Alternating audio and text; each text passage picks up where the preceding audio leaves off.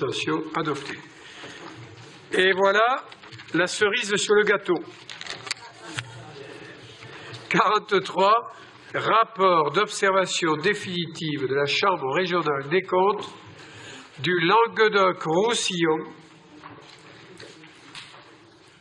Il manque bien la Roussillon. Là. Sur la gestion de l'Opéra et Orchestre national de Montpellier. Nous avons déjà présenté ce rapport hier à la métropole de Montpellier comme le demande la loi, mais nous allons le présenter aujourd'hui au conseil municipal et je donne la parole à M. Bernard Travier.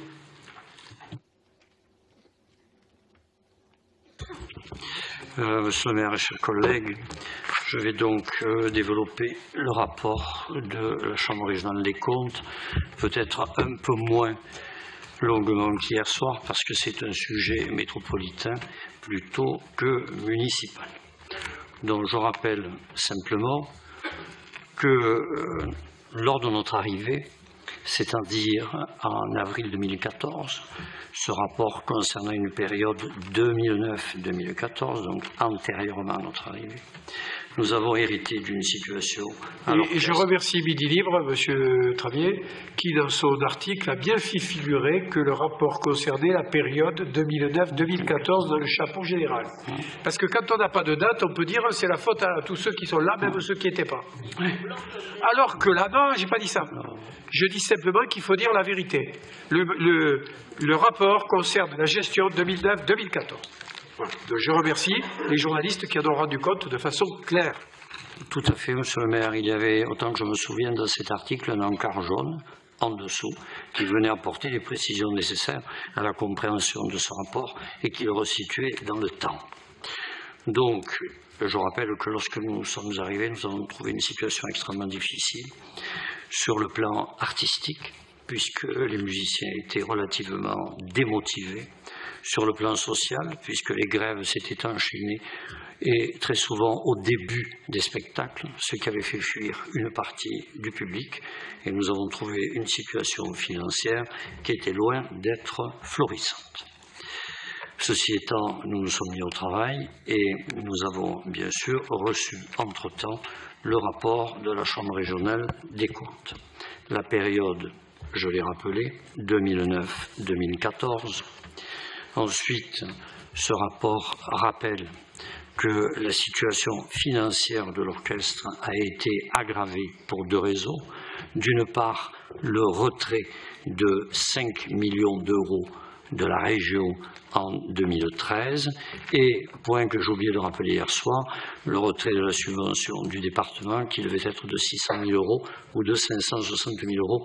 J'ai un doute, mais M. Moore l'a précisé hier soir, il se souvenait parfaitement du chiffre, on est en tout cas dans ces eaux-là. Il n'échappera à personne que lorsqu'on retire 5 250 000 euros précisément à une institution, ainsi que 600 000 euros de plus, elle va avoir des difficultés à vivre et même à survivre. C'est ajouté à cela une difficulté supplémentaire. Globalement, la baisse de subvention, c'est 10,9%. Ça représente ça, donc 10%, près de 11%. C'est ajouté à cela d'autres difficultés, en ce sens que les présidents de l'association de l'orchestre ont dû négocier un certain nombre d'indemnités pour un montant total de 1 700 000 euros. Ces indemnités sont détaillées au rapport de la Cour, en page 12, en page 16, de la manière suivante.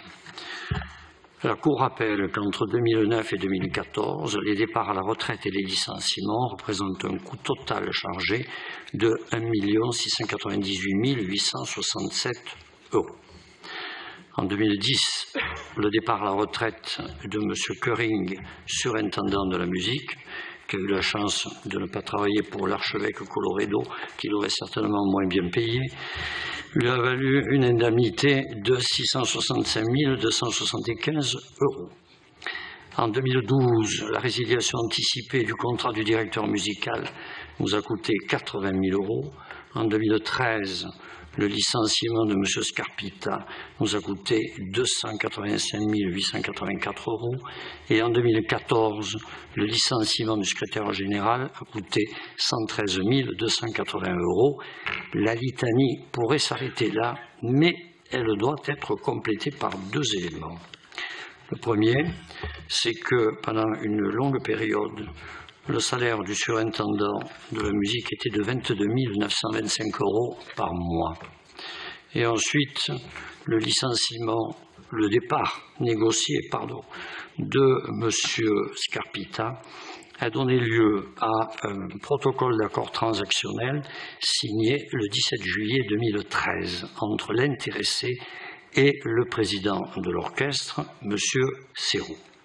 Voilà ce que dit le rapport de la Cour. En plus de l'indemnité de licenciement prévue par son contrat, d'un montant brut de 107 917 €, l'orchestre a versé à M. Scarpita une indemnité transactionnelle d'un montant brut de 114 273 €, dont 70 000 versés en juillet 2013, soit un total de 222 190 €.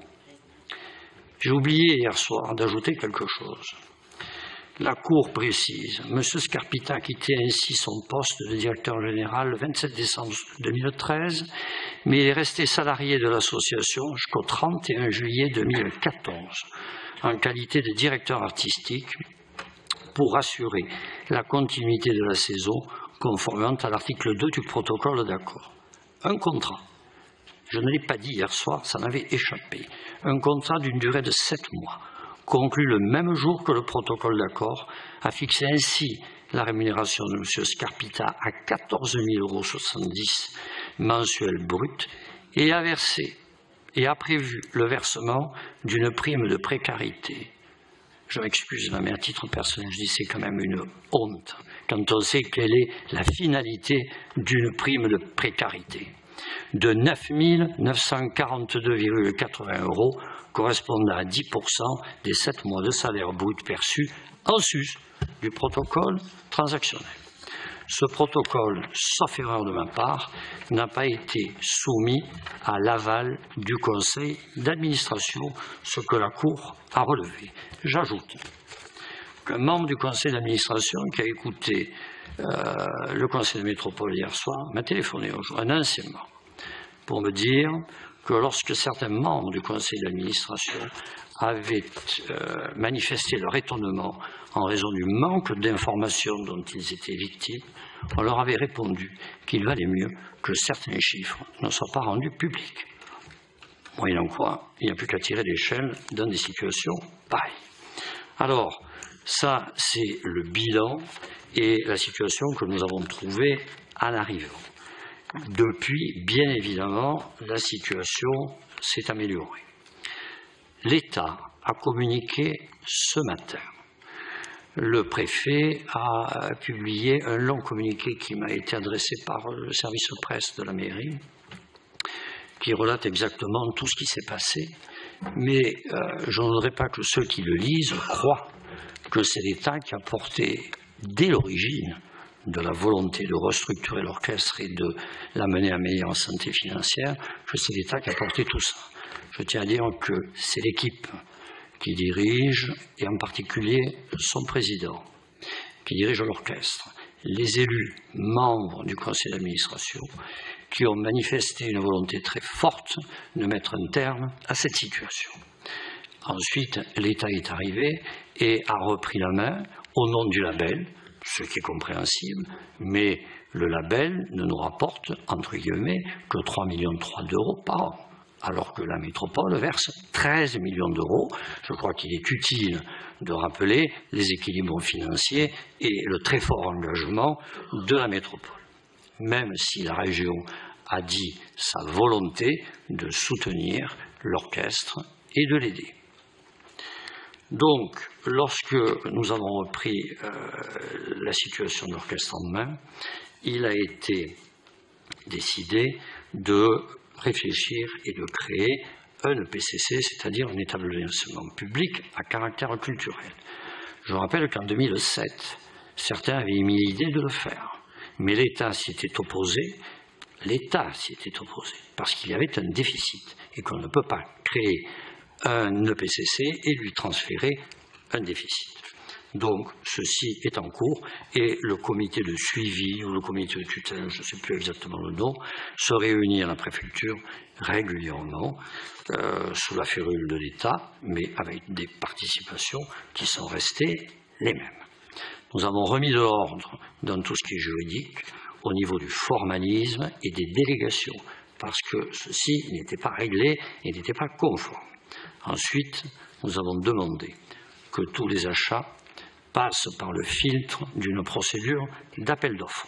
C'est donc la faculté de droit qui a apporté son aide à l'orchestre et qui les a aidés à mettre en place les procédures d'appel d'offres. Nous sommes allés un peu plus loin avec l'aide de la Directe et le président Didier Deschamps a travaillé avec les services de la métropole, je l'ai rappelé hier, M. Fina, qui est toujours à mes côtés, M. Daniel et M. Sotro, que je remercie une nouvelle fois pour leur aide. Nous avons engagé des pourparlers et des relations avec la Directe qui a accompagné le plan de départ volontaire qui porte sur 33 salariés qui vont donc irrémédiablement quitter l'orchestre, certains partant à la retraite, d'autres souhaitant s'arrêter, etc. Il y a un point important qui est maintenant la renégociation des accords d'entreprise. Il n'a pas échappé à la Chambre régionale des comptes que ces accords d'entreprise étaient extrêmement favorables au personnel, mais qu'on atteignait parfois des limites difficilement acceptables. Et je crois que le personnel l'a compris.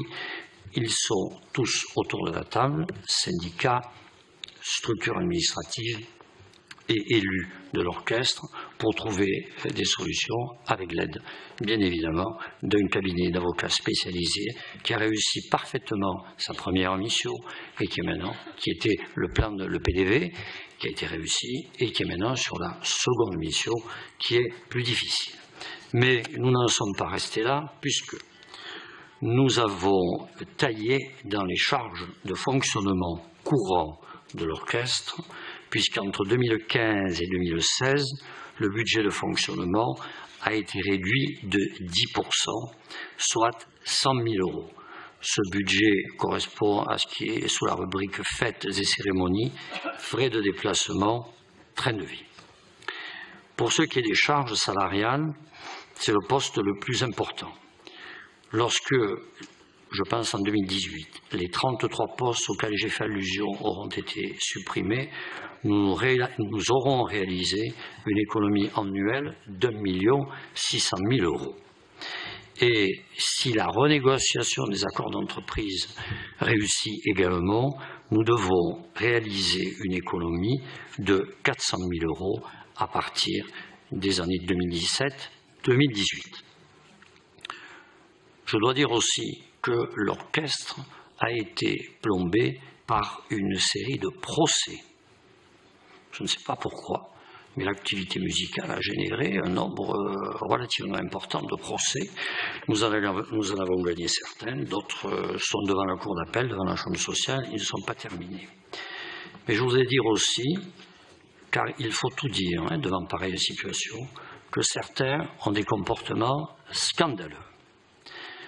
Un salarié est indemnisé, perçoit toutes ses indemnités, manifeste le désir de partir. Il part. Et quelque temps après, il saisit les juridictions compétentes au motif qu'il a été harcelé pendant plusieurs années et que nous n'avons rien fait pour le protéger. Et ça coûte, selon lui, 450 000 €. Il nous voilà à nouveau avec une nouvelle affaire. Il trouve un témoin dans la même discipline qui rédige pour lui des attestations. Et qu'est-ce qu'on apprend? Que le témoin elle-même va engager un procès du même type.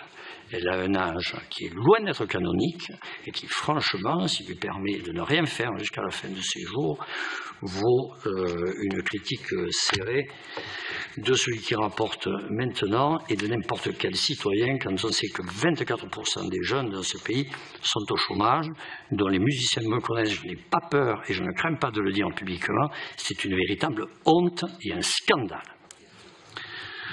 En outre, le poste de secrétaire général que M. Scarpita avait créé et qui est margé à 9 000 € bruts a été supprimé, mais bien évidemment, on nous a présenté la facture et nous avons dû la payer et il n'a pas été remplacé. Donc, nous en sommes là. Il y a un assainissement de la situation qui est en cours et de manière drastique. Il est un problème que j'ai soulevé hier soir, mais délicatement, qui est la baisse des ressources issues de la billetterie. Pour ce qui est du symphonique, je ne suis pas inquiet. Pour ce qui est de l'opéra, je suis beaucoup plus inquiet. Et je ne voudrais pas que tous les efforts que nous réalisons soient mis à néant parce qu'une programmation sur laquelle on a attiré l'attention des responsables reste ce qu'elle est. Or, le public montpelliérain, contrairement à ce que certains pensent, n'est pas un public idiot. C'est un public qui, depuis 1977, il faut avoir l'honnêteté de le dire, depuis l'arrivée de Georges Frêche, a été habitué à une vraie vie culturelle de qualité. De qualité. Et il sait ce qu'il veut et ce qu'il ne veut pas. Et je suis profondément malheureux lorsque j'apprends qu'à Noël, des bus entiers partent à Avignon, assister à une représentation, ou toute l'année à Marseille. Le club lyrique se plaint régulièrement, peut-être de manière un peu dure, mais ces gens depuis 60 ans, c'est pas 3 ans ni 10 ans, 60 ans, réalisent un travail important pour la culture à Montpellier dans le domaine du lyrique. Ils ont propulsé des jeunes sur la scène nationale et internationale. Ils ont le droit, et le droit de l'exiger, de se retrouver dans une programmation qu'ils considèrent comme juste et correspondant à leurs soucis esthétiques. Donc il y a cette difficulté. Je ne doute pas que chacun le comprenne. J'ai appris par la presse ce matin qu'une action univoque et délibérée d'un directeur d'établissement culturel ne suffit pas. Ne suffit pas. Il faut encore convaincre le public de l'intérêt des spectacles qui sont présentés et de la possibilité pour chacun de nous de s'y retrouver. La culture, c'est d'abord un accueil et ensuite un dialogue. Et si on ne le comprend pas, si on écrit et si on intitule un spectacle « C'est comme ça et ne me faites pas chier », c'est écrit, c'est le titre d'un spectacle que nous subventionnons, c'est écrit dans la presse, c'est dans un programme, je pense qu'on se trompe. Et le public réagit à sa manière et ne vient pas. Donc, c'est très sérieusement que je dis cela. C'est indispensable que le public se retrouve dans ce qu'il souhaite. Ça n'est pas à lui de dicter sa loi au directeur d'établissement, mais c'est un équilibre à trouver entre nos aspirations culturelles et ce qu'il est bon de nous proposer. C'est une tâche extrêmement difficile. Donc, je l'ai dit, pour ce qui est du symphonique, on s'y retrouve. Il y a des milliers de jeunes, il y a des concerts à des taux préférentiels. Je l'ai vu de mes yeux. La file d'attente commence à l'Opéra-Comédie et traverse à la Comédie totalement. Et je l'ai vu plusieurs fois. Et j'y étais. Donc tout ça marche bien à la satisfaction de tous. Il faut que le reste aille du même pas. Et un effondrement tel que celui que nous connaissons des abonnements d'opéra n'est pas normal. Et nous devons réagir. J'ai fait tout ce que je pouvais pour convaincre les responsables. C'est la balle est dans leur camp, c'est à eux maintenant de faire le travail que nous attendons d'eux. Donc, je suis serein sur la volonté de rationaliser la gestion de cet orchestre. Nous y arrivons. Les musiciens ont fait des efforts considérables. Considérables. Certains sont là depuis le premier jour. Certains, comme Paul Appélian, ont pris leur retraite, au cours d'un dernier concert, ont dit au revoir et merci pour ces 30 années. Ce sont des gens très bien. Il y en a beaucoup et c'est l'immense majorité. Voilà. Donc, je les remercie pour tous les efforts qu'ils ont faits. Je leur demande encore un effort. Chaque fois que j'y vais, je leur demande un effort, mais ils nous font confiance et ils acceptent. Je leur demande encore de faire un effort, c'est de renégocier dans le calme, ce qui est le cas pour le moment, les accords d'entreprise. Ce sera une étape considérable qui aura été franchie. Et après, si tout ceci est assaini financièrement, nous pourrons passer à l'étape qui est celle de la constitution d'un EPCC. Un EPCC comportera obligatoirement un comptable public et il n'y aura plus de discussion de quelque ordre que ce soit. Je veux dire aussi qu'il résulte de ce rapport qu'il n'y a eu aucun détournement. Aucun. Donc, j'ai lu la presse ce matin, j'ai lu les étonnements des uns et des autres. Il n'y a pas de détournement.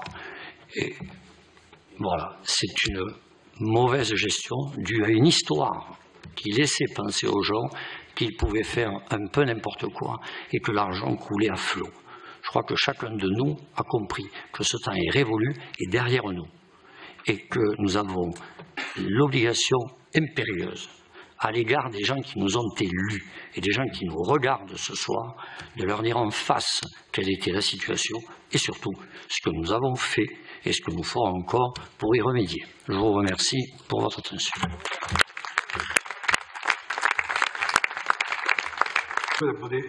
Monsieur Boumaz. Très rapide, hein, Monsieur le maire. Déjà, je vous salue et je salue l'opposition de la patience du mémoire de Monsieur Travier. Et ensuite, je trouve choquant les propos de Monsieur Travier sur les salariés, sur la renégociation des salaires, parce que j'y ai travaillé, mon quorum, et je peux vous dire que des bas salaires, il y en a plus qu'on en croit. Mais ensuite, d'accord, oui, et ensuite c'est un tout. Hein. Et ensuite, je voudrais savoir si Monsieur Travier est intervenu en tant que vice-président de la culture, s'il était intervenu en tant qu'adjoint au maire de la culture ou s'il est intervenu en tant qu'avocat. Parce qu'on a quand même une adjointe à la culture aujourd'hui à la ville de Montpellier. Donc est-ce qu'on a un souci avec cette délégation parce qu'on a transféré des compétences? Non, mais il faut être clair aussi, quoi, parce que je ne comprends pas. Non, mais je sais que je vous agace, monsieur. Je sais que je vous agace. Non, mais moi je trouve ça. Non. Mais non, mais c'est pas idiot, c'est marqué C'est marqué, hein, c'est pas idiot, c'est marqué, on nous transfère un rapport à la ville et à la métropole. Donc à un moment, il faut être clair. Est-ce que la compétence de la culture est transférée complètement à la métropole? Dites-moi, ça vous gêne? Il vous gêne le rapport de M. Travier? De quoi? Le rapport de M. Travier, il vous gêne? Ah non, son mémoire, il me gêne pas. Hein. Je l'ai écouté avec. Non, mais c'était un peu dommage. Voilà, ce sera tout.